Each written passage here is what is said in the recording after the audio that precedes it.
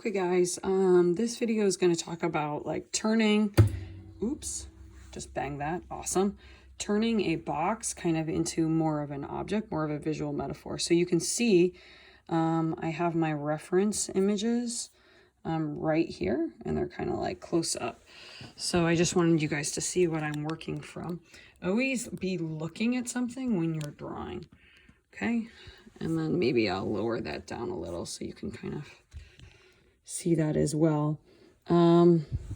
So what I'm doing, and you could have your Chromebook out, is I am drawing the bottom of the shopping cart. So on the left side, I'm going to use the left vanishing point if I'm doing details on the left side.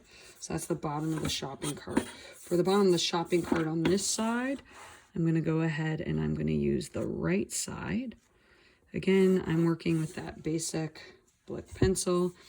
And I'm realizing that the angle kind of goes down a little on the shopping cart. So I'm going to cut into that just a little, but the angle is still pretty correct. And then you start to, you know, work in kind of like details that you're seeing sort of in the image. So I'll get real close. And you're thinking about, okay, well, what are my different, you know, shading techniques that I can use to keep this shopping cart alive? So I'm going to go light to dark with my lines. And I'm kind of curving out these lines. Now I also have at the bottom another layer underneath, another plane that would follow the rules of perspective. So if I look at my picture, I can see that the line goes this way, so I must use this vanishing point.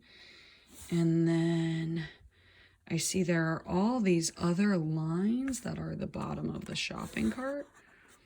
And so I'm going to just make some reference lines, like little stripes, but I don't want to overlap the cart area that's on top. So I'm just kind of doing some rough lines for the bottom of my cart. All of these lines are going towards this vanishing point. And when you start to look at the world, you'll be like, oh man, you'll start to see how perspective kind of works in the world. So I'm doing the other bars. And I'm working in, and I'm putting in details, and I'm trying to figure out like, okay, you always got to ask yourself, okay, what is the right vanishing point to use?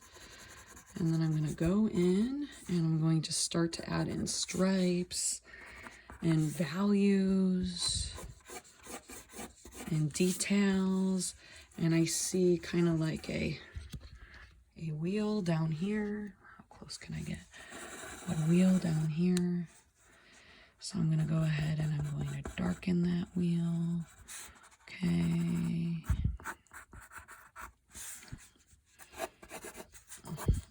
You are like, so like you're erasing lines, like you're taking certain lines away.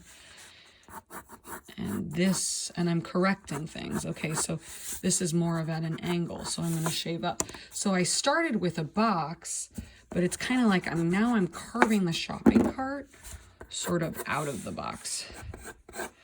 And this actually goes up more. Now I want to leave space for all of the details that are going to be coming out. And for that front image, the one that's on the corner, it's actually really critical. You really want to have the most amount of details, kind of like in the front image. So now, when you're doing like something like a bunch of white trash or like white, the key is to like shade the area around it. So I'm just going to do the outline when I draw of all of this stuff, right? And this is where more light and playful lines kind of really come into play.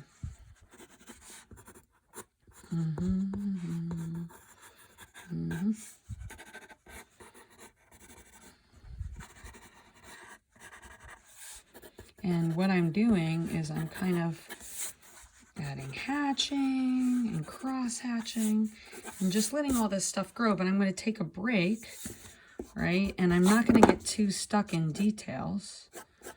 I'm going to be like, okay, do I like this? Okay, now to make it round at the side, I'm going to add my ellipses. Okay.